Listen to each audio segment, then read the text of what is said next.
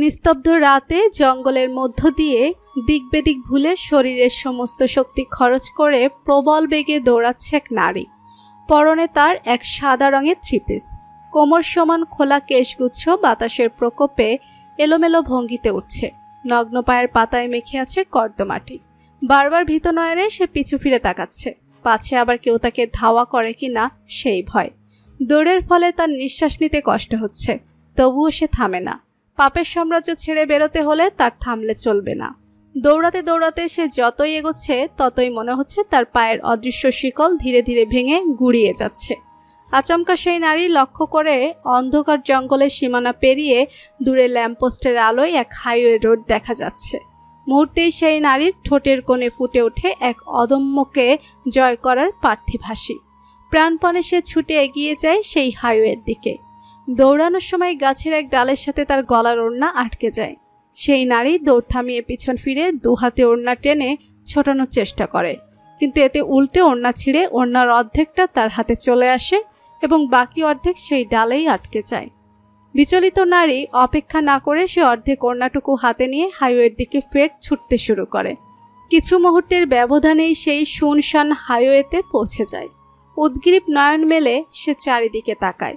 সম্পূর্ণ হাইওয়েতে একটা গাড়িরও অস্তিত্ব দেখা যাচ্ছে না। দূর দূর পর্যন্ত কোনো দোকানও চোখে পড়ছে না। কিছুক্ষণ আগে যেই আশার আলো তার মনে জন্মেছিল, মুহূর্তেই সে আশার আলো চোরাবালির অতলে হারিয়ে যেতে শুরু করে। আহত দৃষ্টি মেলে সেই নারী আকাশ পানে চায়। গুমোট আকাশ ভেঙে যে কোনো সময় বৃষ্টি নামবে। ক্লান্ত এই শরীরকে টেনে আর দৌড়ানো সম্ভব নয় তার পক্ষে।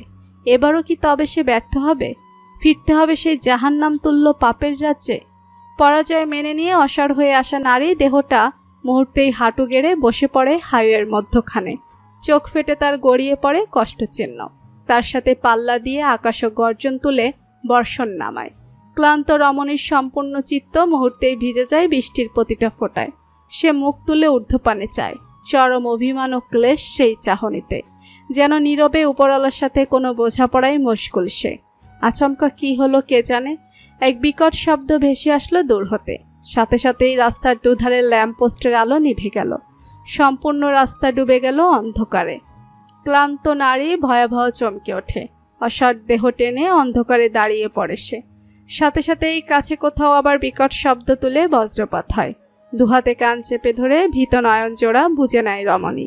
ঠিক সেই মুহূর্তেই রাস্তার ডান দিক থেকে ভেসে আসে গাড়ির হর্নের শব্দ।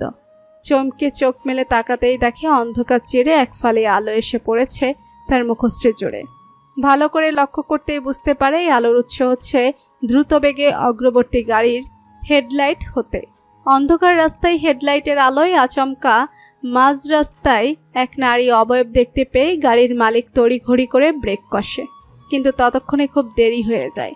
গাড়ির অগ্রভাগের সঙ্গে ধাক্কা খেয়ে সেই নারী দেহ লুটিয়ে পড়ে রাস্তার একপাশে। এত বড় একটা ঘটনা ঘটে যাওয়ার পরও গাড়ির মালিকের চোখে মুখে কোনো আতঙ্ক নেই। যেন আতঙ্কিত হওয়া এই পুরুষের ধাঁচে নেই, বরং সে বেশ বিরক্ত হয়। এই অনাকাঙ্ক্ষিত দুর্ঘটনার জন্য মনে মনে আহত নারীকেই দোষারোপ করে সে। কি দরকার ছিল হাইওয়ের মতো রাস্তার মধ্যিখানে এসে খাম্বার মতো দাঁড়িয়ে থাকার? খুব স্বাভাবিক ভঙ্গিতে বৃষ্টি মাথায় নিয়ে গাড়ি থেকে নেমে আসে এক দীর্ঘ সুঠামদেহী পুরুষ। বৃষ্টির ফোঁটা গায়ে পড়তেই তার কালো শার্টটা শরীরের সাথে লেপ্টে যায়। স্পষ্ট হয় তার পুরুষালী দেহের গঠন। কালো শার্টের সাথে মিলিয়ে কালো বেল্ট এবং প্যান্টও গায়ে শোভা পাচ্ছে। গাড়ির হেডলাইটের আলোয় সে দেখতে থাকে রাস্তার একপাশে পড়ে থাকা আহত নারী দেহটাকে। কালগুনে কবি ঠিকই বলেছিলেন নারী মানেই বিপদ। কোন কবি বলেছিলেন সেটা মুখ্য বিষয় নয়।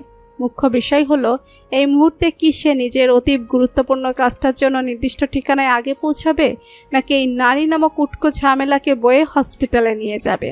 প্রশ্নগুলো মনে উকি দিতেই একটা দীর্ঘশ্বাস ছাড়ে সে। এগিয়ে যায় সেই আহত নারীর দিকে। এক হাঁটু ভাঁজ করে সেই নারীর পাশে বসে সে। রাস্তায় উবুড় হয়ে পড়ে থাকা নারীর মুখশ্রী জুড়ে লেপ্টে আছে ভেজা চুল। সেই চুলের আড়ালেই রয়ে যায় তার মুখখানা। গাড়ির মালিক সেই মুখ দেখার প্রয়োজন বোধ করল না। সে সোজা নারীর বাম হাতের কবজি এক হাতের মুঠোয় নিয়ে দু আঙুলের সাহায্যে ধমনী পরীক্ষা করে। বেঁচে আছে। ছোট করে একটা স্বস্তির নিঃশ্বাস ফেলে আগন্তুক পুরুষ। অতঃপর বিচক্ষণ দৃষ্টি মেলে ফের পরখ করে নারীর মাথা থেকে পা পর্যন্ত। সাথে সাথেই তার ভুরু জোড়া কুঁচকে আসে। বেশভূষা দেখে এই নারীকে ভদ্র পরিবারের মেয়ে মনে হলেও এই নারীর বর্তমান অবস্থা মোটেও সন্তোষজনক নয়। নগ্ন পায়ের পাতায় কোনো জুতা নেই, অর্ধেক ছেঁড়া ওড়নাটাও আগন্তুকের দৃষ্টি এড়ায় না। মুহূর্তেই তার মস্তিষ্কে খেলে যায় এক ভয়াবহ ভাবনা। এই আনফরচুনেট অ্যাক্সিডেন্টের পূর্বে কি এই নারী কোনো অপ্রীতিকর পরিস্থিতির সম্মুখীন হয়েছে? আর কিছু ভাবতে পারে না সে। মৃদু উদ্বেগ মিশ্রিত স্বরে ডাকে, এক্সকিউজ মি মিস। আগন্তুকের ছোট্ট 3 শব্দের প্রশ্নের পিঠে কোনো সাড়া দেয় না সেই নারী। বাধ্য হয়ে নিজের ঠান্ডা হাত বাড়িয়ে সেই নারীর মুখের উপর থেকে কিছু চুল সরিয়ে দেয় সে। ধীরে ধীরে স্পষ্ট হয়ে ওঠে সেই নারী মুখশ্রী। কপালের এক পাশ ফেটে রক্ত ছড়ায়, গালের এক পাশটা রক্তে রাঙা হয়ে আছে। সেই রক্ত ধুয়ে নেওয়ার চেষ্টায় মত্ত বৃষ্টির পানি। উন্মোচিত নারী মুখখানার দিকে আগন্তুকের দৃষ্টি স্থির হতেই খুব কাছে কোথাও ফের বজ্রপাত হলো। সেই বজ্রপাতের সাথে আগন্তুকের বুকের ভেতরে শব্দ করে ঝংকার দিয়ে ওঠে। নিজের শৃঙ্খলাবদ্ধ জীবনে মানবীর পরিপূর্ণ নারী রূপে আগমন, তাও একরকম এক পরিস্থিতিতে বেশ অপ্রত্যাশিত ঠেকে তার কাছে। রক্তমাখা শীতল গালটা আলতো হাতে ছুঁয়ে অস্ফুটে সে বলে ওঠে, বানি। মস্ত আকাশ ভেঙে বৃষ্টি নেমেছে ধারাপটে। থেমে থেমে তীক্ষ্ণ স্বরে ডেকে উঠছে গুমোট আকাশটা। বৃষ্টির প্রবল ধারায়ও তীব্র বাতাসের বেগে শহরের আনাচে কানাচে ইলেকট্রিসিটির বড্ড সংকট দেখা দিয়েছে। কিন্তু হসপিটালগুলোতে সেই সংকট দেখা দিল না মোটেও। কৃত্রিম ইলেকট্রিসিটি ব্যবহার করে ঠিকই দেওয়া হচ্ছে সেখানে চিকিৎসা সেবা। তীব্র মাথা ব্যথা নিয়ে ধীর গতিতে চোখ মেলে তাকায় বানি। জ্ঞান ফেরার সাথে সাথে তার নাকে গিয়ে ঠেকে নাম না জানা বহু মেডিসিনের গন্ধ। সাথে সাথেই তার শূন্য পেটটা গুলিয়ে আসে। চোখ বুজে নেয় ফের। মনে পড়ে যায় সে শুনশান হাইওয়েতে ঘটে যাওয়া অ্যাক্সিডেন্টের কথা। আতঙ্কিত চোখ জোড়া মেলে তাকায় সে এবার। উদ্বিগ্ন দৃষ্টি মেলে চারিদিকটা পরখ করে বুঝতে পারে সে এখন কোনো এক হসপিটালের প্রাইভেট কেবিনে শয্যারত অবস্থায় আছে। কেবিনের এক কোণে ঝুলন্ত দেয়াল ঘড়ি থেকে সময়টাও দেখে নেয় সে। রাত 1:24। বানি কোনোভাবেই মনে করতে পারছে না যে সেই এই হসপিটালে কিভাবে পৌঁছালো। সেই গাড়ির মালিক কি তাকে আহত অবস্থায় হসপিটালে নিয়ে এসেছে, নাকি সে ধরা পড়ে গিয়েছে? দ্বিতীয় প্রশ্নটা মনে উকি দিতেই বানির সমস্ত অঙ্গ শিউরে ওঠে। পর মুহূর্তেই মনে মনে নিজেকে এই বলে আশ্বস্ত করে যে সে যদি ধরায় পড়তো তাহলে তারা তাকে হসপিটালে নিয়ে এসে সেবা শুশ্রূষা করতো না কখনো। আশ্বাস দিয়ে মনকে শান্ত করে বানি আহত দেহ টেনে উঠে বসে। বেডের পাশে ছোট ক্যাবিনেটের উপর থাকা প্লাস্টিকের পানির বোতলটা দেখে গলায় প্রচুর তৃষ্ণা অনুভব করে সে। সতর্ক দৃষ্টি মেলে আশেপাশে একবার তাকিয়ে বোতল হতে সে কিছুটা পানি পান করে নেয়। মনের সুপ্ত ভয়টা মস্তিষ্কের প্রতিটা নিউরনে বিষাদের ন্যায় আঘাত করছে। এখান থেকে পালাতে হবে তার অতি দ্রুত, পৌঁছাতে হবে অপেক্ষারত কারো কাছে। শুভ্র ওড়না দিয়ে অর্ধেক মুখশ্রী আড়াল করে অনেকটা নেকাবের মতো বেঁধে রেখেছে বানি। অশান্ত উন্মুক্ত চোখ জোড়া ভয়ে তটস্থ হয়ে চারিদিকে নজর বুলাতে ব্যস্ত।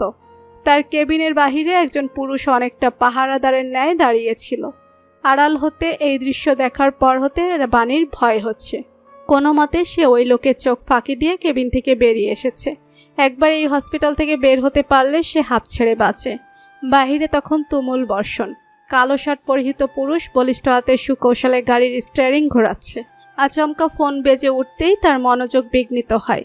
এক পলক ফোনের স্ক্রিনের দিকে তাকায় সে। স্ক্রিনে ভেসে ওঠা নামটা দেখতেই সে কানে ব্লুটুথ দ্বারা চালিত ইয়ারবাড গুঁজে নেয়। কল রিসিভ করে শক্ত পুরুষালী কণ্ঠে বলে, বলো হাসান।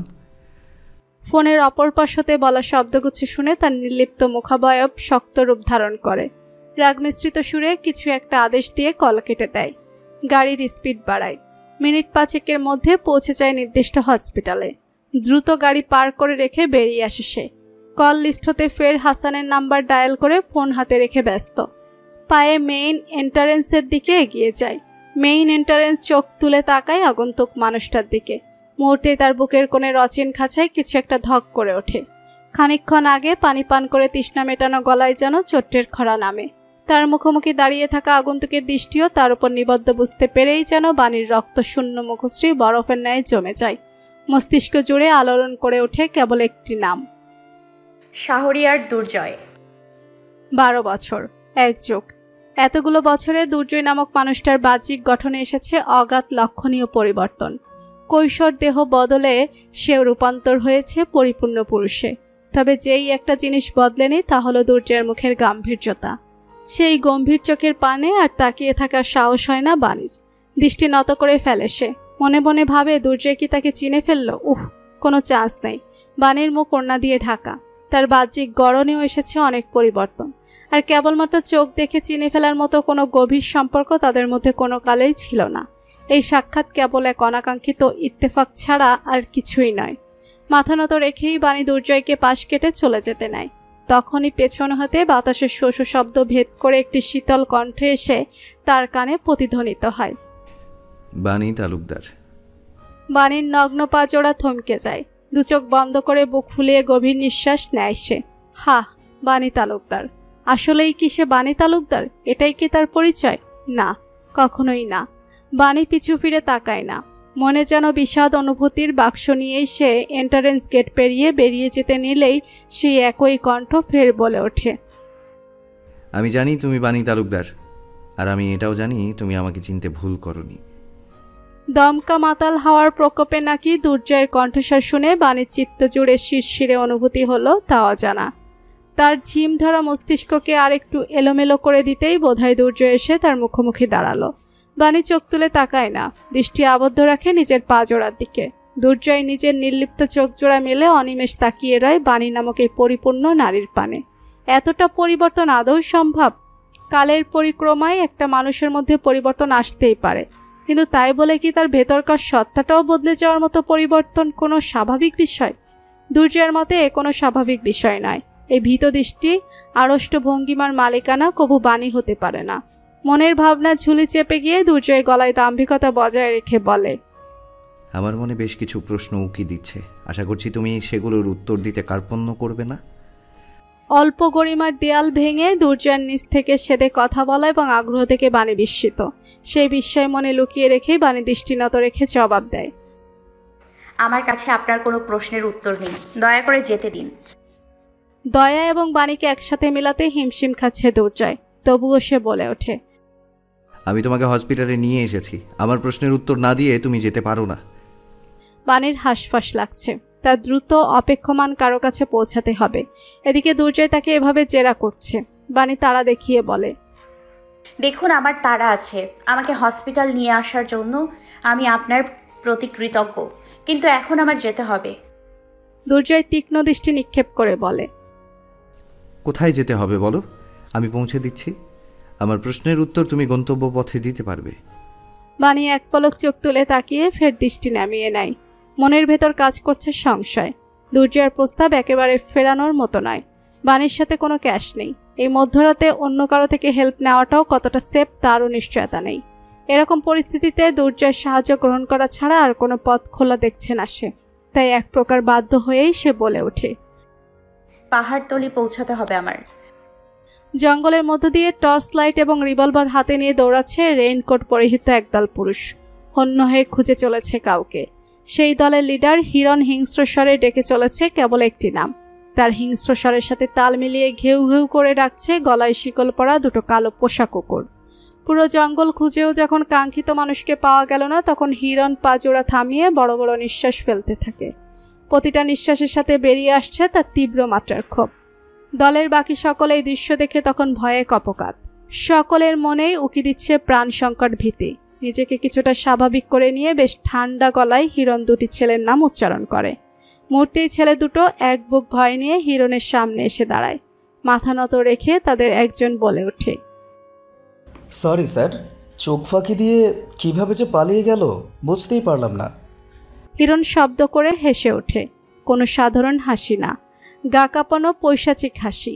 সেই অশরীরী হাসির শব্দ এবং মেঘে মেঘে স্ফুলিঙ্গের গর্জনের শব্দের মিলনে কুকুর দুটো ভয়ে শান্ত হয়ে যায়, যেন এই হাসির মানে তারা জানে। হুট করেই হাসির শব্দ থেমে যায়। কিছু বুঝে ওঠার আগে সেই ছেলে দুটোর দেহ মাটিতে লুটিয়ে পড়ে। রিভলভারে সেট করা সাইলেন্সারের কারণে কোনো কাকপক্ষীও শুনতে পেল না বুলেট ছোড়ার তীক্ষ্ণ শব্দ। হাতের রিভলভারটা নামিয়ে হিরণ হিংস্র দৃষ্টি মেলে বাকিদের দিকে তাকায়। অতঃপর বেশ ভয়ঙ্কর স্বরে বলে ওঠে, আকাশ পাতাল এক করে খোঁজে সবাই। অক্ষুণ্ণ অবস্থায় ওদের ফিরিয়ে আনতে না পারলে লাশের বন্যা বইবে। কাউকে জীবিত ছাড়ব না আমি। গাড়ির খোলা জানালা দিয়ে বয়ে আসা শীতল বাতাসটা কেমন যেন ভিজে ভিজে শরীরে লাগতেই পশম দাঁড়িয়ে যাচ্ছে। বৃষ্টি থেমেছে কিছুক্ষণ হলো, তবে আবহাওয়ার অবস্থা এখনও করুণ। রাস্তার দুধারে গাছের সারি পেরিয়ে গাড়ি এগিয়ে যাচ্ছে শুনশান রাস্তা ধরে। দুর্জয়ের 2 হাত গাড়ির স্টিয়ারিংয়ে নিবদ্ধ। পাশের সিটে বসে থাকা বাণীকে আর চোখে একবার পরখ করে ফের দৃষ্টি ফেরায় রাস্তার দিকে। বাণী এখনো মুখের ওড়নার বাঁধন খুলেনি। ভীত দৃষ্টি ভুলেও তুলছে না সে, যেন ধরা পড়ে যাওয়ার কোনো ভয় মনে কাজ করছে তার। বাণীর বাম হাতের অনামিকা আঙুলের হীরের আংটিটাও দুর্জয়ের দৃষ্টিগোচর হয়নি। তার মানে বাণী এখন বিবাহিতা। অবশ্য এটা হওয়াই স্বাভাবিক। বাংলাদেশের প্রেক্ষাপটে 26 বছর বয়সের একজন নারীর কুমারী থাকাটা খুবই কম চোখে পড়ে। তার উপর বাণীর পরিবার বেশ সম্ভ্রান্ত ছিল।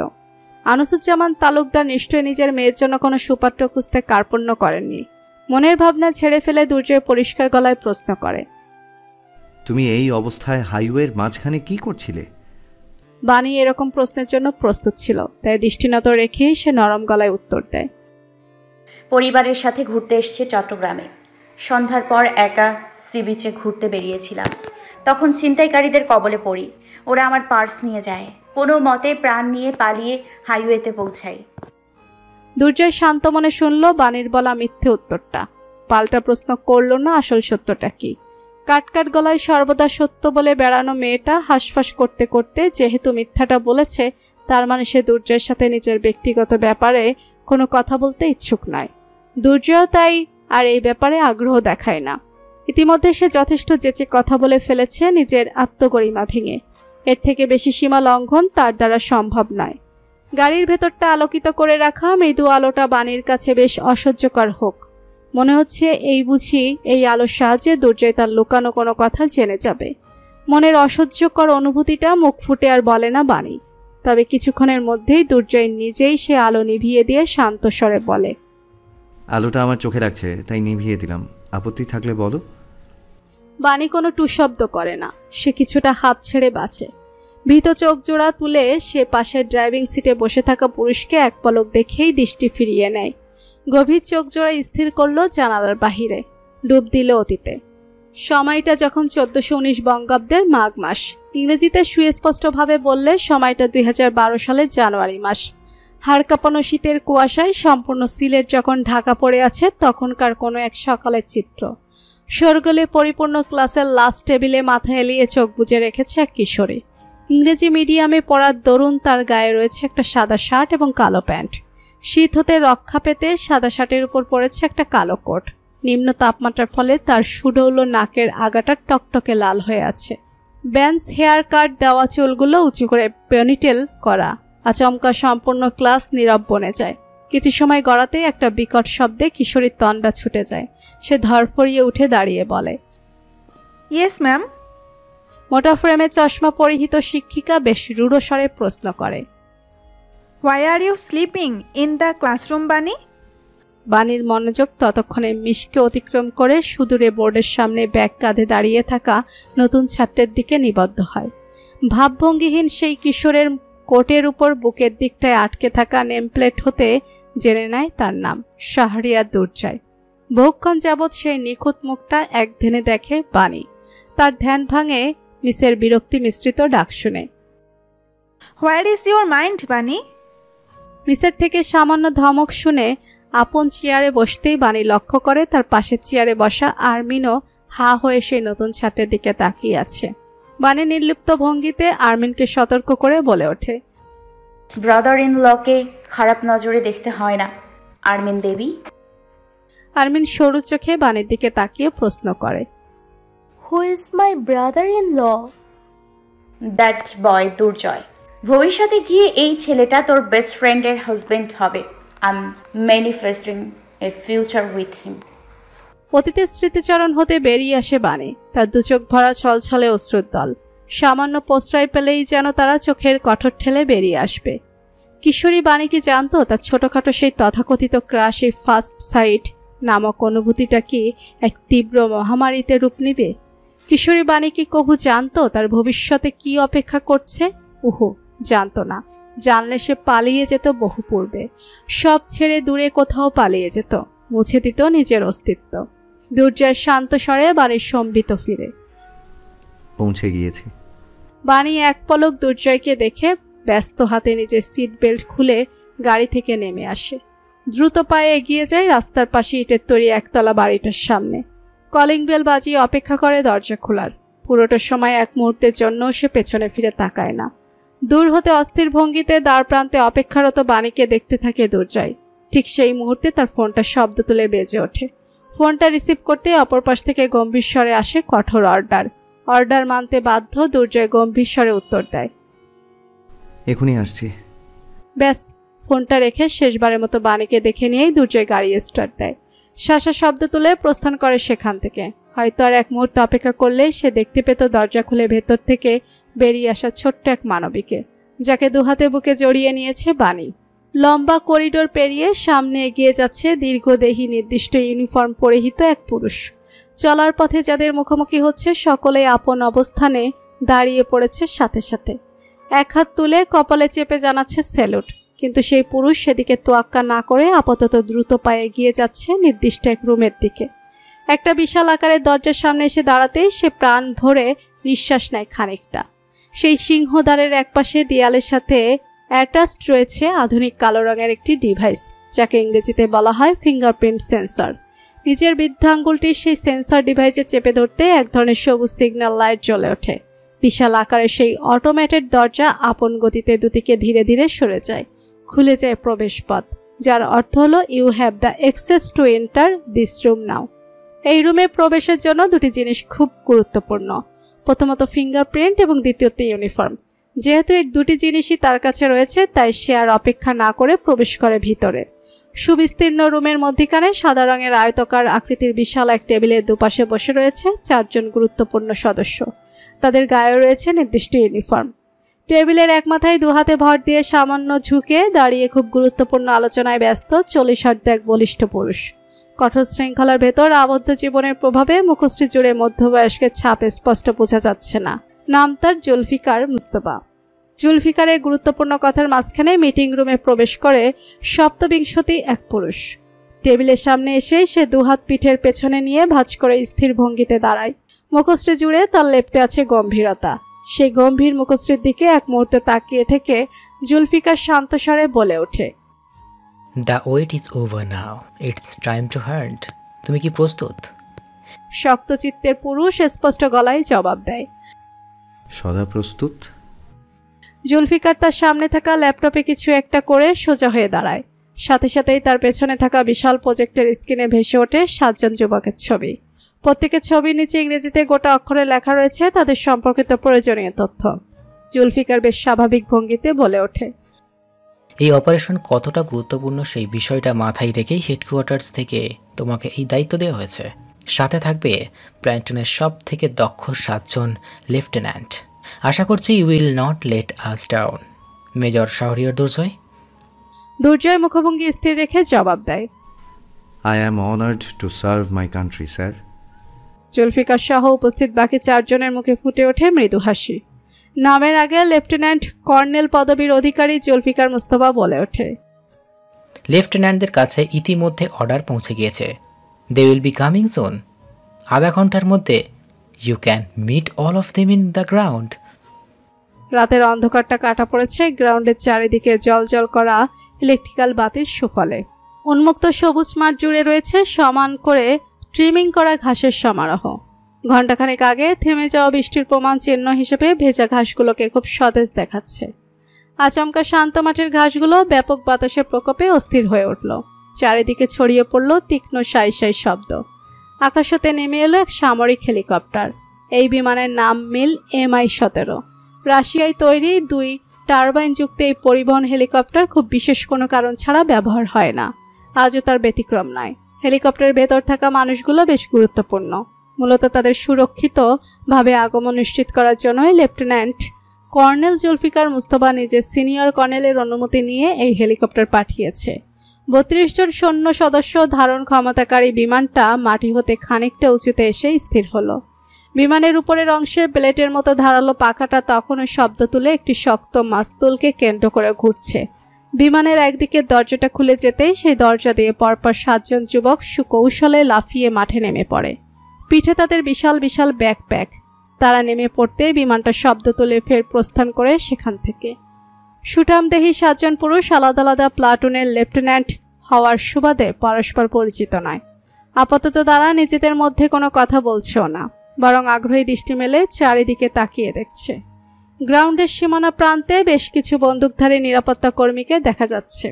এছাড়া আরও একটাও কাকপক্ষী নেই চারিদিকে। 7 জনের মধ্যে কিছুটা চঞ্চল দৃষ্টির যুবক হতাশ সমস্যারে শুধায়, এ কি দিন এলো আমাদের সামরিক বাহিনীর? আমার মতো শত্রুদের জমকে অভ্যর্থনা জানাতে কেউ এলো না। বাকি 6 জন সরু চোখে সেই যুবকের দিকে তাকাতেই তাদের পেছন হতে ভেসে আসে বুট পরিহিত কারো হেঁটে আসার আভাস। মুহূর্তে 7 জন সম্পূর্ণ পিছনে ঘুরে ফিরে তাকায়। অন্ধকার ছাপিয়ে এগিয়ে আসা দীর্ঘদেহী ইউনিফর্ম পরিহিত পুরুষের দিকে তাদের দৃষ্টি স্থির হয়। দুর্জয় স্বাভাবিক ভঙ্গিতে এগিয়ে এসে সোজা হয়ে তাদের মুখোমুখি দাঁড়ায়। কোনো ভনিতা না করে বেশ শান্ত গলায় বলে ওঠে, আমি মেজর শাহরিয়ার দুর্জয়। আপনারা যেই অপারেশনের জন্য এই মুহূর্তে এখানে উপস্থিত আছেন, সেই অপারেশন আমার আন্ডারেই লিড হবে। মুহূর্তেই 7 জন যুবক এক হাত তুলে স্যালুট করে স্কটের ভাষায় আরামে দাঁড়ায়। দুর্জয় তীক্ষ্ণ দৃষ্টি মেলে একবার 7 জনের মুখশ্রী দেখে নেয়। আধ ঘন্টা আগে স্ক্রিনে দেখে আসে এই 7 জনের নাম সে ভুলেনি, তবুও সে বলে, সকলে এক এক করে নিজেদের নাম বলুন এবং আপনি কেন নিজেকে এই অপারেশনের জন্য উপযুক্ত বলে মনে করেন তার একটা কারণ বলুন। সর্বডানে দাঁড়িয়ে থাকা চঞ্চল দৃষ্টির যুবক সর্বপ্রথম মুখ খুলে, লেফটেন্যান্ট তামজিদ সাইফ, আমি নিজেকে এই অপারেশনের জন্য উপযুক্ত মনে করি, কারণ আমি কখনো ময়দান ছেড়ে পালাই না, বরং শত্রুকে সেই ময়দানে দাফন করাই আমার একমাত্র লক্ষ্য। সাইফের পাশে দাঁড়িয়ে থাকা শ্যাম যুবক কাটকাট স্বরে বলে ওঠে, লেফটেন্যান্ট আরাফাত প্রত্যয়, আমার জীবনের একটাই লক্ষ্য, যুদ্ধের ময়দানে শহীদের মর্যাদা লাভ করা। তাই এত গুরুত্বপূর্ণ এক অপারেশনের জন্য আমি নিজেকে যোগ্য মনে করি। দুর্জয় সরু দৃষ্টি মেলে প্রত্যয় নামক যুবককে আগাগোড়া পরখ করে। যুদ্ধের ময়দানে শহীদ হওয়া প্রত্যেক সেনার বুকে লালিত এক স্বপ্ন। দেশের জন্য জীবন দিতে যেই সেনা দ্বিধাবোধ করে সে কখনোই একজন সৈন্য হওয়ার মর্যাদা পাওয়ার যোগ্যতা রাখে না। কিন্তু প্রত্যয় নামক এই যুবকের বুকে শুধু শহীদ হওয়াটাই যেন একমাত্র সুপ্ত ইচ্ছে নয়, বরং দুর্জয়ের মনে হচ্ছে সে শহীদ হওয়ার উছিলায় গভীরভাবে মৃত্যুকে আলিঙ্গন করতে ইচ্ছুক। প্রত্যয়ের পাশে দাঁড়িয়ে থাকা যুবকের কথা শুনে দুর্জয় ভাবনা ছেড়ে বেরোয়।